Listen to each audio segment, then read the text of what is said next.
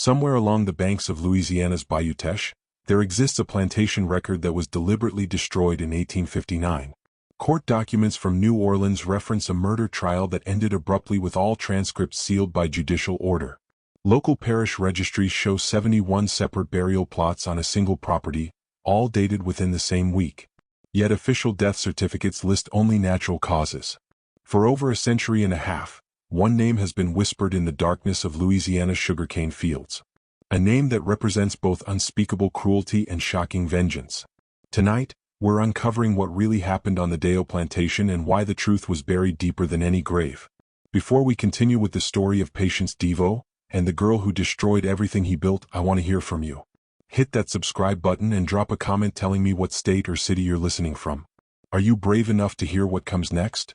Let's find out together. The truth begins not with violence but with a bill of sale. St. Landry Parish stretched across the fertile Louisiana lowlands like a patchwork quilt of wealth and suffering. By 1853, the region had become one of the most profitable sugar-producing areas in the entire South. With plantations lining the Bayou Teche generating fortunes that rivaled those of European nobility, the town of Opelousas served as the parish seat, a bustling community of approximately 3,000 souls, planters, merchants, overseers, and the enslaved people who made their prosperity possible. Among the plantation owners, Patience Devo stood out not for his wealth, which was considerable, but for his peculiar reputation. A third-generation planter whose family had arrived from France in the 1760s, Patience, named for a Puritan ancestor on his mother's side, had inherited Belle Ombre Plantation at the age of 28 following his father's death from yellow fever. Now 42 years old, he ran his 300-acre sugar operation with what neighbors diplomatically called exacting standards. The Devo Plantation house rose 3 stories above the Louisiana mud, its white columns gleaming in the subtropical sun. 73 enslaved people worked the property in the fields, the sugar mill, the house, and the various outbuildings that made up the complex machinery of plantation life. The property was profitable, producing nearly 200 hogsheads of sugar annually, enough to maintain Devo's position among the parish's elite planters. But Belle Ombre harbored a secret that even the most callous of Devo's fellow planters would have found disturbing. Devo himself cut an imposing figure, tall and lean, with a kind of angular features that suggested aristocratic breeding. He dressed impeccably, favoring dark suits even in Louisiana's oppressive heat, and maintained a neat beard in the French style. He was educated, having spent 2 years studying in New Orleans, and could quote extensively from both the Bible and various classical texts. He attended church every Sunday at St. Landry Catholic Church, sitting in the Deo family pew that his grandfather had purchased in 1791. His wife Claudette had died in childbirth 7 years earlier along with their infant son. Since then, Deo had lived alone in the big house, attended by a rotating staff of house servants who, neighbors noticed, rarely lasted more than a few months before being transferred to field work or sold away entirely. The spring of 1853 brought changes to Belle Ombre. In March, a slave trader named Rufus Gaines arrived from Mobile with a coff of 22 enslaved people, recently imported through the illegal but thriving interstate trade. Among them was a girl of approximately 14 years, though her exact age would never be firmly established. The trader manifest listed her simply as Negro girl, field hand, healthy stock. She had been born somewhere in Virginia, separated from her mother at age 7, when the estate she belonged to was liquidated to pay debts. Since then she had passed through 5 different owners, moving steadily southward through the domestic slave trade, each sale taking her further from anything she had known. By the time she reached Louisiana, she had learned to keep her eyes down, her voice silent, and her thoughts hidden behind a mask of compliance. Deo purchased her for $800, a significant sum that raised eyebrows among the other planters present at the sale. Field hands typically sold for $5 to $600. But Deo had specific requirements, and this girl met them precisely: young, strong enough for work, but small-framed and isolated, with no family connections on any nearby plantation. The bill of sale listed her as Clara, though she would later claim this was not her true name, merely the latest in a series of names given to her by successive owners, each one stripping away more of who she had been. What happened next would transform her into something else entirely. Clara's first month at Belle Ombre passed in the rhythm common to plantation life. She was assigned to the big house, initially working in the kitchen under the supervision of Aunt Rachel, an older woman who had served the Devo family for 30 years. The work was demanding, rising before dawn to prepare breakfast, maintaining fires, cleaning, washing, and 100 other tasks that kept the household running. But Clara quickly sensed something wrong in the atmosphere of Belle Umbre. The other house servants moved with a particular kind of tension, their eyes darting toward Deo whenever he entered a room. Conversation stopped abruptly when he approached, and there were absences. Servants who disappeared from the house staff without explanation, replaced by new faces who carried the same haunted expression within weeks. Aunt Rachel tried to warn her in the careful coded language that enslaved people used to communicate dangerous truths. "Master dear, he got particular ways," she said one evening as they scrubbed pots in the kitchen house. "You mind yourself, child. Keep your head down. Do your work. Don't never give him cause to notice you special." But it was already too late. On a humid night in late April, Deo summoned Clara to his study. The room smelled of tobacco and old leather, lit by oil lamps that cast wavering shadows across walls lined with books. Deo sat behind a massive desk of imported mahogany, his face impassive as he regarded her. "You can read, can you?" he asked. The question was dangerous. Literacy among enslaved people was illegal in Louisiana, punishable by whipping or worse. Clara kept her eyes fixed on the floor. "No, sir. Don't lie to me." His voice remained calm, almost conversational. "I saw you looking at the newspaper I left in the dining room." Your eyes were moving across the words. The silence stretched between them, heavy with threat. "I asked you a question," Deo continued. "Can you read?" Clara's mind raced through possible responses, calculating which lie might save her. But something in Deo's tone suggested he already knew the answer. That this was some kind of test with no safe outcome. "Sir," she finally admitted, her voice barely audible. "My first master's daughter. She taught me some before you were sold away." Deo finished the sentence for her. He leaned back in his chair, steepling his fingers. Interesting. Very interesting indeed. What Clara didn't know, couldn't have known, was that Patience DeVoe had been searching for exactly this combination of attributes. He needed someone literate, someone isolated, someone who could be molded to his purposes, someone who wouldn't be missed. Over the following weeks, Clara's duties shifted. She was assigned to clean Devo's private rooms, to organize his papers, to assist him with correspondence. The work itself seemed almost easier than her previous tasks, but it came with a price that became clear incrementally through small degradations that built upon each other like layers of sediment. Deo began requiring her presence in his study every evening, ostensibly to help with paperwork. But the tasks grew stranger. He would dictate passages from the Bible, making her copy them repeatedly, checking her penmanship with critical eyes. He would quiz her on scripture, punishing wrong answers with hours of standing motionless in corners or denial of meals or small physical punishments that left no visible marks. A twisted finger bent back until she gasped, pressure applied to the soft spaces behind her ears, his grip on her arm just tight enough to bruise bone deep without breaking skin. "You need to be corrected," he would say in that same calm conversational tone. "These are lessons in obedience, in submission to proper authority. Do you understand?"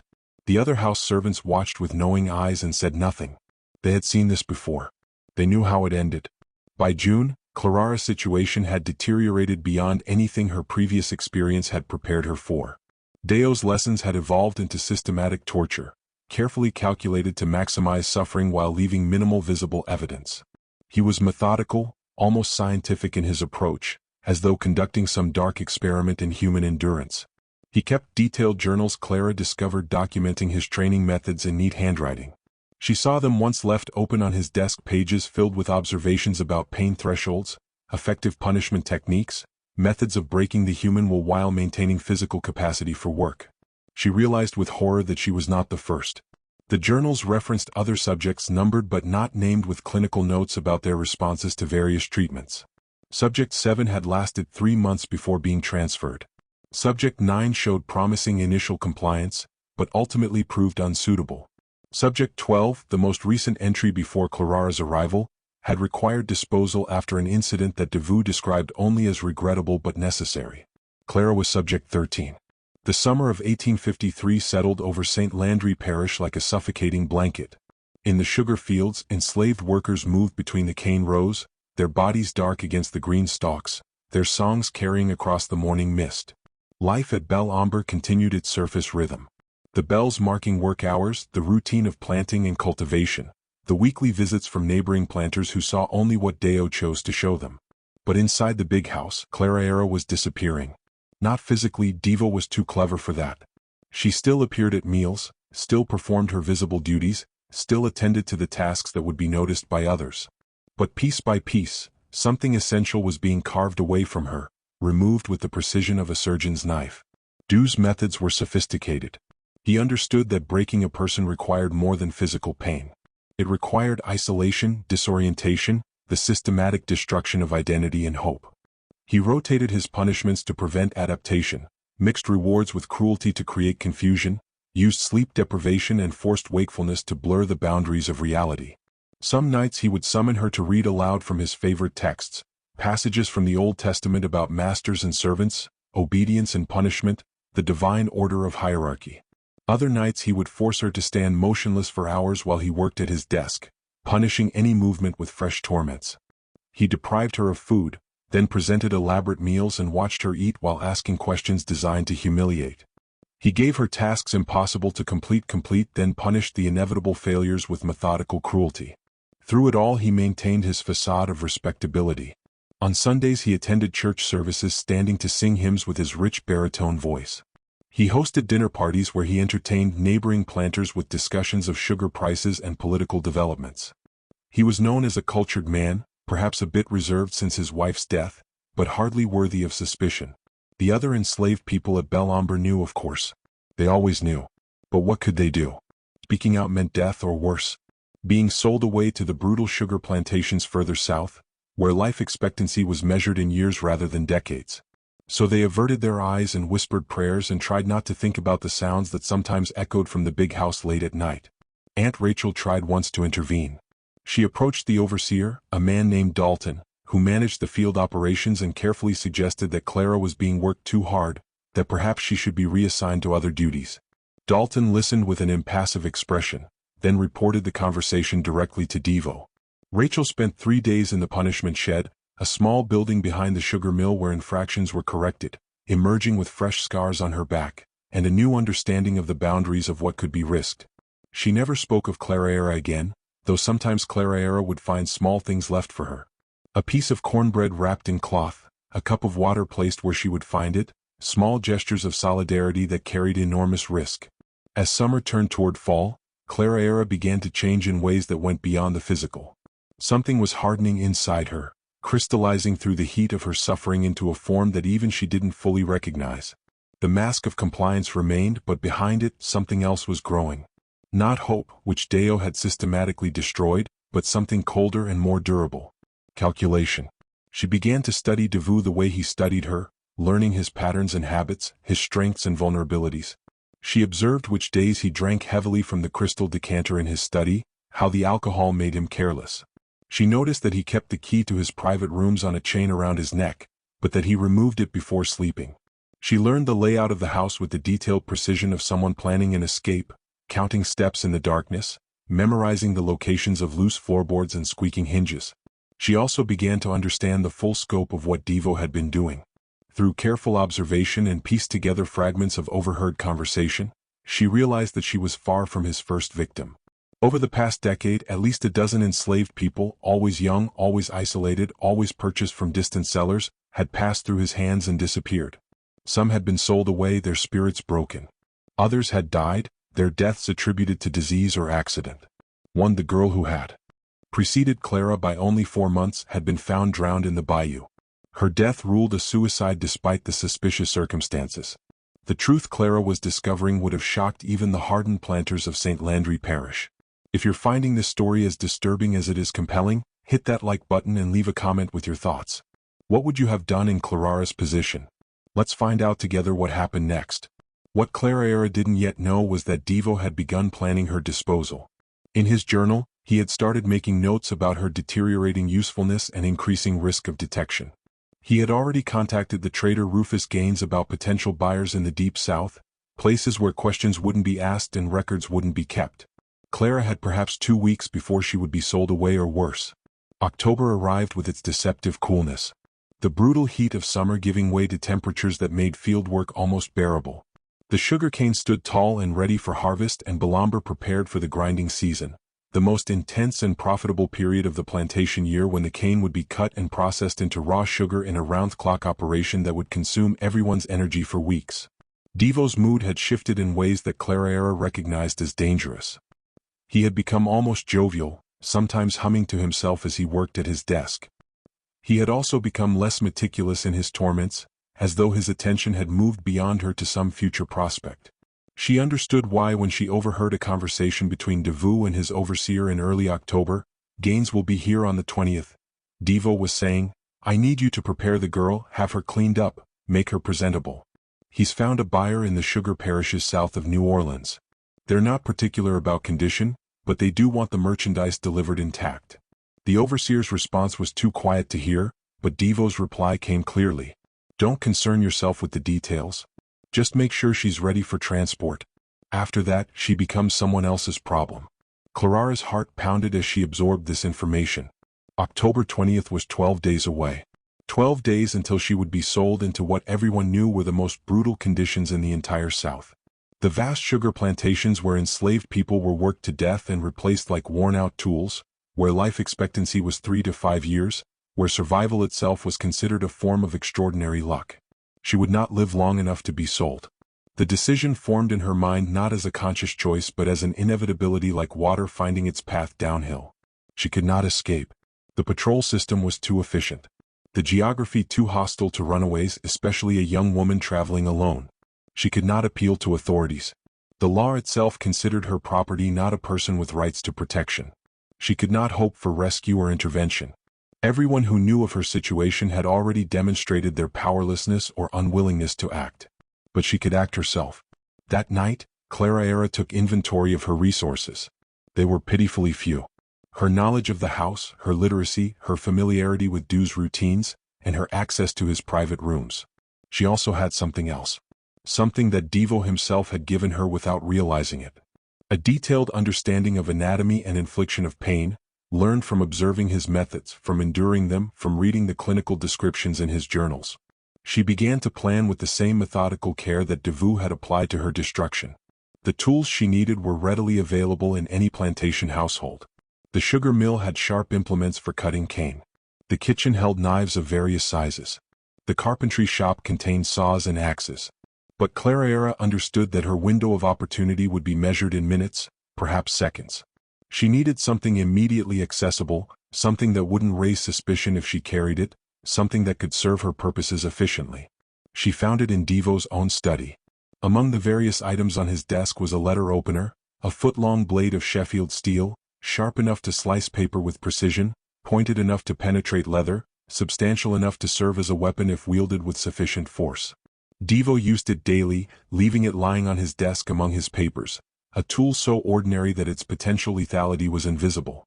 Clara also made another discovery during her careful surveillance of Devo's evening routine. On Wednesday nights, he indulged in particularly heavy drinking, consuming most of a bottle of bourbon while reviewing the week's plantation accounts. The alcohol made him drowsy, made him careless, made him vulnerable in ways he would never be when sober. Wednesday, October 14th, 6 days before she was scheduled to be sold away, would be her only chance. The days leading up to October 14th passed with excruciating slowness. Clara moved through her routine with mechanical precision. Her mind operating on 2 levels simultaneously, performing her duties while constantly reviewing her plan, searching for flaws, calculating probabilities, preparing for contingencies. She was terrified. The fear lived in her stomach like a physical thing, making food difficult to swallow, making sleep impossible. But underneath the fear was something else, something that burned with a cold, steady flame. Not hatred exactly. Hatred was too hot, too consuming. This was something colder and more durable. A commitment to action regardless of consequence, an acceptance of whatever price would need to be paid. The plantation continued its rhythms around her, oblivious to the storm gathering in one girl's heart. In the fields, the cane stood ready for harvest, its tall stalks rustling in the October breeze. In the sugar mill, the overseer Dalton supervised repairs to the grinding equipment, preparing for the intense weeks ahead, when the mill would run day and night. In the quarters, enslaved families gathered after dark, sharing meals and stories, creating moments of humanity in a system designed to deny it. Clara observed all of this with a strange detachment, as though she were already a ghost, already separated from the world of the living. She found herself noticing details she had never paid attention to before. The way morning light caught in spidery webs strung between the porch columns. the particular sound of Aunt Rachel's humming as she worked in the kitchen, the smell of wood smoke drifting across the yard in the evening. These things seemed suddenly precious, suddenly worthy of attention, as though her mind was cataloging them for a future that might not include such observations. On Monday, October 12th, a traveling preacher arrived at Belle Ombre. This was common practice in rural Louisiana. Circuit-riding ministers who moved from plantation to plantation, conducting services for enslaved communities who were permitted to gather for worship under supervised conditions. The preacher, a thin man named Reverend Caldwell, set up in the cleared space behind the quarters, and Deer graciously permitted his enslaved workers to attend the evening service. Clara went because absence would be noticed would raise questions. She sat at the back of the gathered crowd. Perhaps 80 people assembled in the fading light and listened as Reverend Caldwell preached about deliverance. His text was from Exodus, the story of Moses leading the Hebrew people out of bondage in Egypt, the plagues that fell upon their oppressors, the parting of the Red Sea. "The Lord sees your suffering," Caldwell proclaimed, his voice carrying across the crowd. "He hears your cries, and in His time, in His way, He will deliver you from bondage. You must have faith. You must believe that justice, though delayed, will surely come." The words washed over Clara like water over stone. She had heard such promises before, had clung to them during her darkest moments, had prayed for deliverance until her voice was hoarse, and her knees were bruised from kneeling, but deliverance had not come. Justice had not arrived. God, if He existed, seemed remarkably uninterested in the sufferings of enslaved people in Louisiana. She would not wait for divine intervention. She would create her own deliverance, deliver her own justice, even if the price was her life. After the service, as people dispersed back to their cabins, Aunt Rachel approached Clara with unusual directness. The older woman's face was deeply lined, her hands gnarled from decades of labor, but her eyes were sharp and knowing. "Child," she said quietly, positioning herself so that their conversation would appear casual to any observer. "Whatever you're planning, don't do it." Clara felt her heart skip. "I don't know what you mean." "Yes, you do." Rachel's voice was gentle but firm. "I seen that look before. I seen it on the face of a boy named Samuel maybe 10 years back. He had that same expression you wearing now, like someone who's decided dying is better than living. You know what happened to Samuel?" Clara shook her head. "They caught him before he could do whatever he was planning. Beat him so bad he couldn't walk for a month. Then they sold him to a trader heading for the cotton fields in Mississippi.